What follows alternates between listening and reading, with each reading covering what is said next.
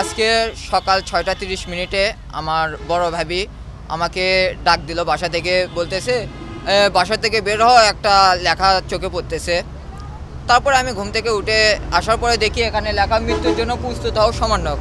কারণ আমি বগুড়া জেলা সহ সমন্বয়ক কমিটির, কারণ এখানে আমাকে উদ্দেশ্য করে লেখা হয়েছে। আমি সকাল 8টার দিকে থানাতে গেছিলাম, ওখানে যে পরামর্শ নিয়েছি। এখন আমরা জিডি করিনি, পারিবারিকভাবে আমরা জিডি একটু পর আমরা করতে যাব। আমি এবং আমার পরিবারের বর্তমানে নিরাপত্তাহীনতায় ভুগতেছি।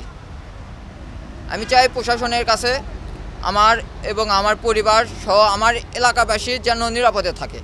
কারণ আজকে আমাকে হত্যার হুমকি দিচ্ছে, আগামীকাল অন্য কাউকে দেবে না। এটা হয় না, স্বাধীন বাংলাদেশে এটা হয় না। বছর শেষের খুশি নগদে হবে বেশি। নগদ পেমেন্টে নির্দিষ্ট ক্যাটাগরির কেনাকাটায় 300 টাকা পর্যন্ত ক্যাশব্যাক। সকালবেলা উঠে দেখা হয় যে ওরকম লেখা, ও পাশের বাড়ির বউ তাই দেখছে, দেখে যে ডাকছে, মনে করেন যে তা আমরা যাই দেখি যে ওরকম। তারপরে ছেলেগুলো ডাক দেওয়া হলো, ছেলেরা দেখে তো অবাক।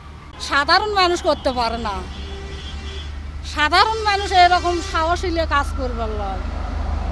যারা মাস্তান গুন্ড সন্তারাস তারা ছাড়াইলে তো কেউ করবার লয়। সাধারণ মানুষ এরকম করতে পারে? ওই সমন্বয়কের সঙ্গে এবং তার ফ্যামিলির লোকজনের সঙ্গে কথা বলেছি এবং আশপাশের খোঁজখবর নিয়ে আমরা শনাক্ত করার চেষ্টা করছি আসলে কে কোন উদ্দেশ্যে এই বিষয়টি ওয়ালে লিখেছে। আমরা শনাক্ত করতে পারলে তাৎক্ষণিক তার বিরুদ্ধে আইনগত ব্যবস্থা গ্রহণ করব এবং আমাদের সিভিলেও কাজ করছে গোপনীয়ভাবে। আসলে এই ঘটনার সঙ্গে কে কে জড়িত আমরা অধিক গুরুত্বের সাথে বিষয়টি উদ্ঘাটন করার চেষ্টা করছি।